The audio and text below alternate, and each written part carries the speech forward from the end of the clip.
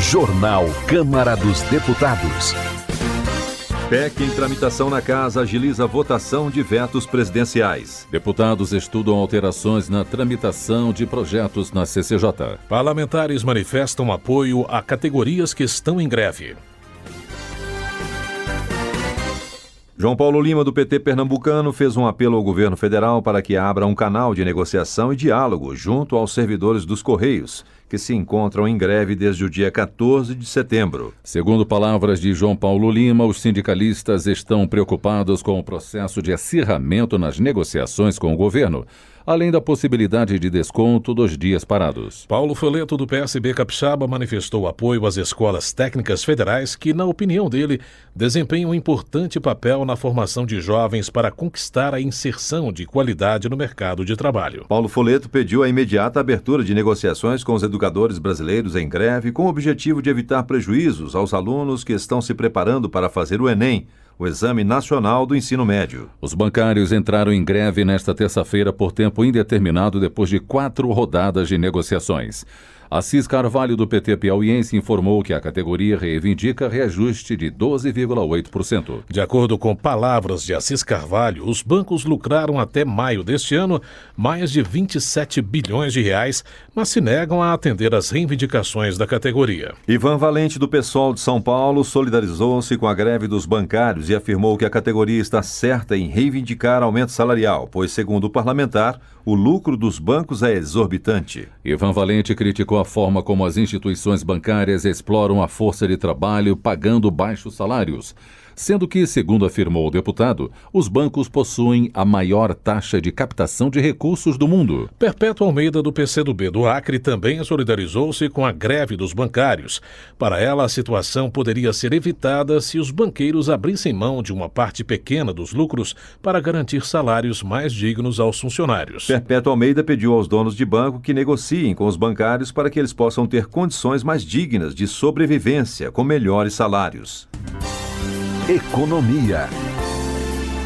Deputados divergem sobre a destinação dos royalties arrecadados com a exploração do petróleo na camada pré-sal. A Câmara deve analisar em breve o veto presidencial sobre a chamada Emenda Ibsen, que determinava a divisão igualitária dos royalties do petróleo entre todos os estados e municípios. Manato, do PDT, informou que o governo capixaba já está mobilizado para discutir novas estratégias de distribuição. A derrubada do veto, na opinião de Manato, será uma derrota. O parlamentar justificou que mudanças na cobrança do ICMS na origem já elevaram o valor recebido dos derivados de petróleo para o consumidor final. Depois da aprovação da emenda 29, Átila Lins, do PMDB do Amazonas, conclamou os parlamentares a unir forças para resolver 2 outras questões que, na sua opinião, são complexas e polêmicas: a distribuição dos royalties do petróleo e a PEC 300. Segundo Átila Lins, a Câmara deve definir uma alternativa para contemplar estados e municípios não produtores de petróleo.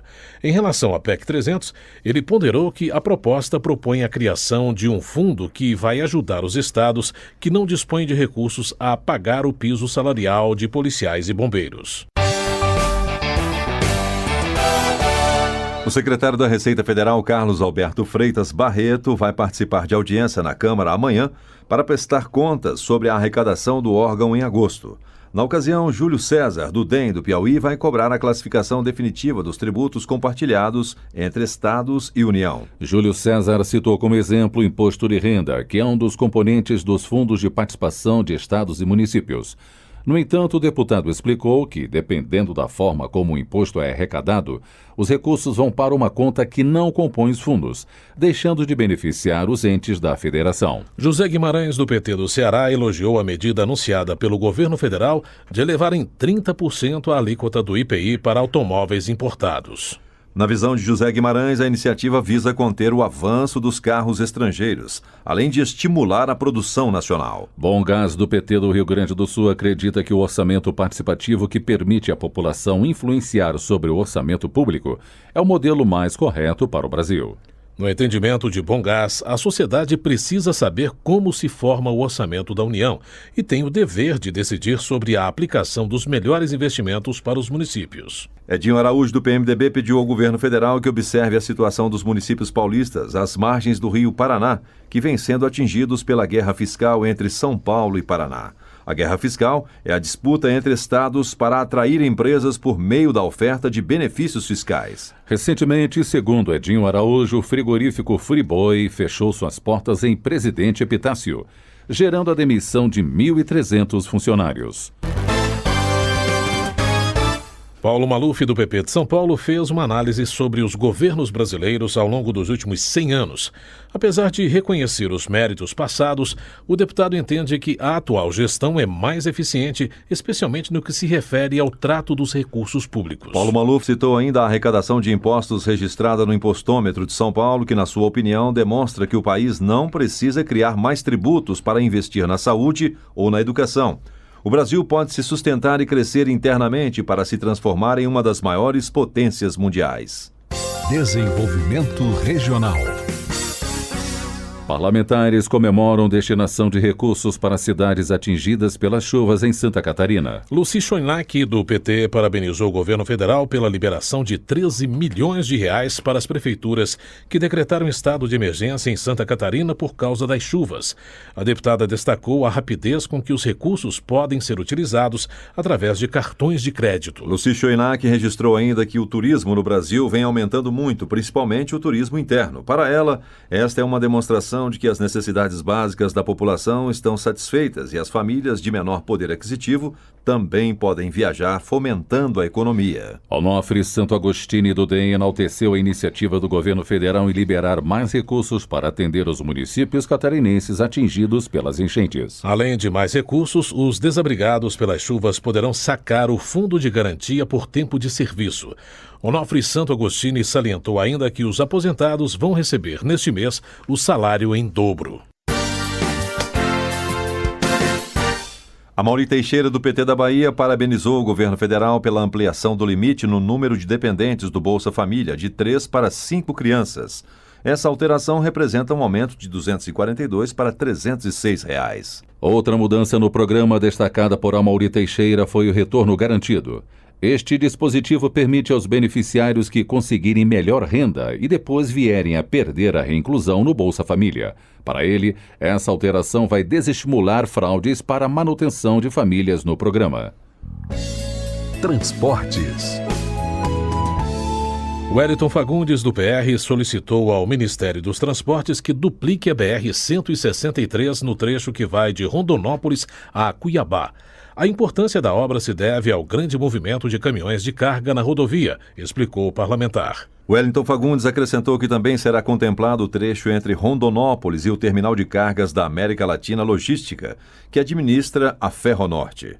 De acordo com o parlamentar, o governo vai se empenhar para realizar a licitação para as obras o mais rápido possível. Roberto de Lucena, do PV Paulista, encaminhou ofício ao governo federal para suspender o repasse de recursos provenientes do BNDES para a construção de estrada no território boliviano e que passa por uma reserva florestal brasileira. O parlamentar ainda quer uma garantia de que a obra não vai causar danos ao ecossistema nacional. Segundo Roberto de Lucena explicou, o percurso da estrada que passa pela reserva do território indígena Parque Nacional Isidoro Securi teria cerca de 300 quilômetros e custaria mais de 400 milhões de dólares.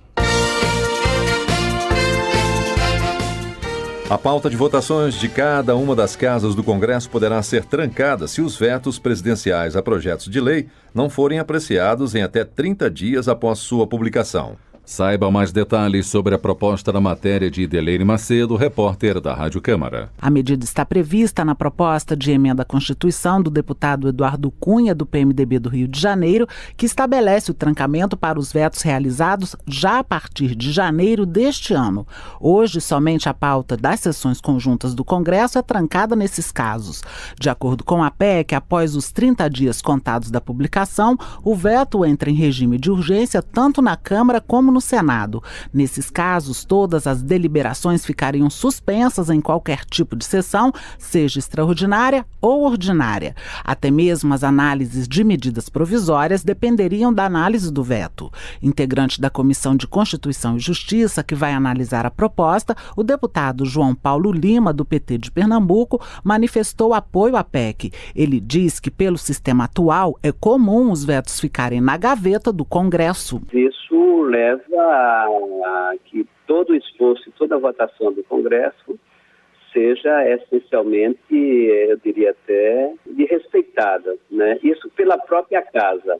Então, na medida que tiver uma lei que disciplinar esse período para análise do veto, então eu acho que nós vamos ter mais liberdade, vai se dar mais urgência a esses processos e vai haver uma responsabilidade maior. Relator na CCJ, o deputado Jorginho Melo, do PSDB de Santa Catarina, explica que já apresentou parecer favorável à PEC. O Congresso, na grande maioria, é um cartório para carimbar, né, gestos e intenções do governo. Então eu sou amplamente favorável a essa PEC, já me manifestei com o meu relatório dando a constitucionalidade, admitindo ela, né, para que possa prosperar. Eu vou fazer um esforço grande para que a gente resolva esse depósito de vetos que ninguém dá bola. Depois de votada na CCJ, a PEC, que cria regras para evitar a demora na análise dos vetos presidenciais, será examinada por uma comissão especial e depois votada em 2 turnos em plenário. De Brasília, Idelene Macedo. Justiça. Padre Tom, do PT de Rondônia, defendeu a aprovação da PEC 438, que determina a perda de propriedade onde for constatado o trabalho análogo ao escravo. O deputado acredita que com a aprovação da PEC, fatos como os que ocorreram no último dia 13 em Rondônia serão cada vez mais raros. Padre Tom contou que em 2 propriedades próximas a Ji-Paraná, fiscais encontraram 54 trabalhadores vivendo em condições de escravidão. Lincoln Portela, do PR Mineiro, repudiou o anteprojeto apresentado pela OAB que impede qualquer manifestação contrária ao homossexualismo. Se críticas forem feitas em qualquer veículo de comunicação, explicou o deputado, a pena é de 2 a 5 anos de prisão. Lincoln Portela afirmou que não é contrário à opção sexual do indivíduo, mas discorda da tentativa de censurar manifestações contrárias ao homossexualismo. Ele acrescentou que o anteprojeto determina que escolas sejam obrigadas a representarem casais homossexuais em suas festividades. Valmir Assunção, do PT, comunicou os festejos que estão sendo realizados na Bahia para comemorar o dia de São Cosme e São Damião, padroeiros da cidade de Tamaraju. Valmir Assunção ainda manifestou sua expectativa para que o STF delibere pela anulação dos títulos de propriedade nas serras dos Pataxós Ranranrães, em território baiano. Ele explicou que o processo foi iniciado pela FUNAI e constitui uma pendência desde 1982. Domingos Dutra, do PT do Maranhão, destacou matéria publicada pela revista Veja desta semana que traz, sob o título Festa do Bode, denúncias de promiscuidade entre agentes da Polícia Federal, juízes e criminosos. Domingos Dutra atestou que o Brasil não pactua mais com ações viciadas de representantes do poder público. Ele ressaltou ainda que durante o Rock in Rio, cerca de 100 mil pessoas vaiaram os políticos corruptos. Lourival Mendes, do PT do B, rebateu as críticas de um parlamentar do Maranhão que defendeu alterações nos quadros do Poder Judiciário. No entendimento de Lourival Mendes, o parlamentar quer as supostas mudanças no Judiciário só por não estar de acordo com as suas convicções. Relações Exteriores. Na visão de Fernando Ferro, do PT, os Estados Unidos não têm autoridade moral para falar sobre direitos humanos, uma vez que tolera a pena de morte e apoia invasões a países para defender interesses econômicos. Fernando Ferro criticou a ação dos Estados Unidos em favor da invasão do Iraque, do Afeganistão e da Líbia, causando, no entendimento dele, guerras civis e a morte de milhões de cidadãos. Saúde.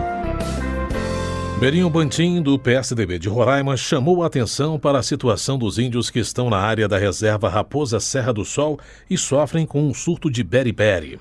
A doença é causada pela falta de vitamina B1, explicou Berinho Bantim, e o surto é resultado do descaso com que os índios são tratados desde a demarcação da reserva.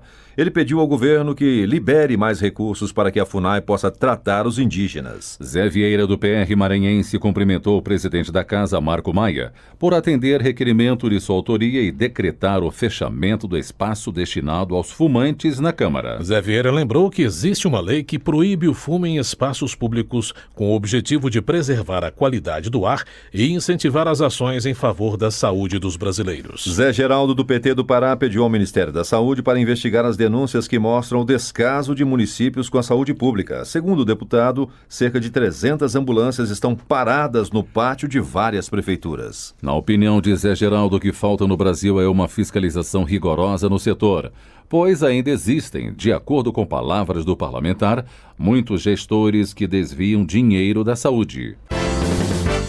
Homenagem. Luiz Alberto, do PT da Bahia, elogiou a decisão da Caixa Econômica Federal de retirar do ar a propaganda de seus 150 anos que trazia o escritor Machado de Assis como um homem branco. O comercial gerou protestos entre a comunidade negra. Luiz Alberto explicou que depois dos protestos, a Secretaria Especial para a Igualdade Racial entrou em contato com a Caixa, que não só cancelou a veiculação da propaganda, como também pediu desculpas à população através de carta. Esporte. Inocêncio Oliveira, do PR de Pernambuco, elogiou o Bolsa Atleta, programa que visa garantir a manutenção pessoal aos atletas de alto rendimento que não têm patrocínio. O bolsista deve ser maior de 12 anos e estar matriculado em instituição de ensino público ou privado. Este ano, ressalta Inocêncio Oliveira, o Brasil vai contar com quase 3.600 competidores que representarão o país em jogos com o apoio do programa Bolsa Atleta. Turismo. O Dia Mundial do Turismo é celebrado hoje, 27 de setembro. Para Afonso Ram, do PP Gaúcho, o Brasil vive um momento de grandes oportunidades com a realização da Copa do Mundo e das Olimpíadas. Para o deputado, é preciso inserir na organização dos eventos as 200 mil pessoas formadas em turismo no país. Afonso Ram espera do governo celeridade para criar um ambiente propício à recepção dos turistas por parte dos brasileiros. Na visão do deputado, a capacitação é a melhor forma de receber o turista de maneira adequada. Ao homenagear o Dia Nacional do Turismo, Renan Filho, do PMDB de Alagoas, comemorou o aumento do turismo doméstico brasileiro. Para o parlamentar, o aumento do salário mínimo e a geração de emprego fortaleceram o setor. No entanto, Renan Filho solicitou ao governo federal incluir o turismo no Plano Brasil Maior, programa que traça uma nova política industrial e tecnológica para os produtos nacionais. Ele entende que a medida vai fortalecer ainda mais a capacidade do país em atrair turistas estrangeiros. Comissões.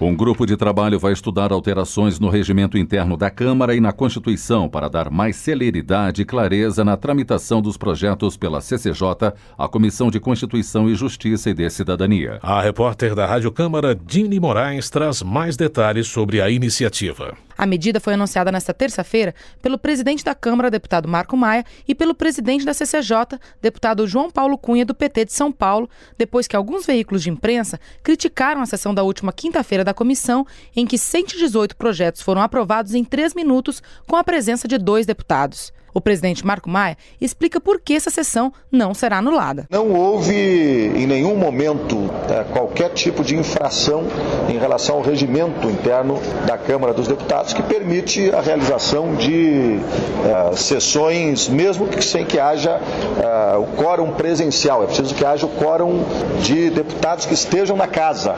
Marco Maia complementa. Se nós fôssemos adiar a votação desta sessão, nós teríamos que adiar a votação das sessões que aconteceram nos últimos 10 anos, com votação em bloco, o que acarretaria a suspensão da concessão das rádios e televisões praticamente de todo o Brasil, inclusive da Globo. João Paulo Cunha argumentou que em nenhum momento o cidadão foi prejudicado com a votação de um pacote de projetos de lei, porque isso acontece para dar agilidade ao trâmite em 3 casos: redações finais de propostas que já tiveram seu mérito analisado pelas comissões, projetos de lei que tratam de acordos internacionais e projetos de concessão e renovação de concessão de rádio e TV. João Paulo Cunha afirmou que o grupo de trabalho terá no máximo 5 deputados da própria CCJ. Ele disse que indicará os nomes para o presidente Marco Maia até esta quarta-feira e o grupo tem previsão de começar os trabalhos ainda nesta semana. De Brasília, Dini Moraes. Na opinião de Alfredo Sirquis, do PV do Rio de Janeiro, a sessão da Comissão de Constituição e Justiça do dia 22 foi antirregimental e atentou contra a imagem da Câmara. O parlamentar explicou que foram aprovadas 118 matérias em 3 minutos, com apenas 2 deputados presentes. Alfredo Sirquis solicitou à mesa diretora para anular todas as votações realizadas no dia. Ele explicou ainda que no dia 22, mais de 30 deputados estavam presentes no plenário da Casa, discutindo projetos importantes. Votação.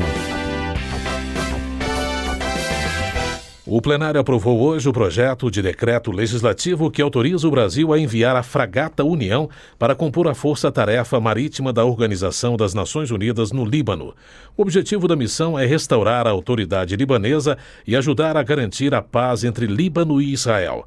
O navio deve zarpar do Brasil no próximo dia 4 de outubro. Termina aqui o jornal Câmara dos Deputados. Boa noite e até amanhã. Voz do Brasil. De segunda a sexta-feira, às 19 horas. Boa noite.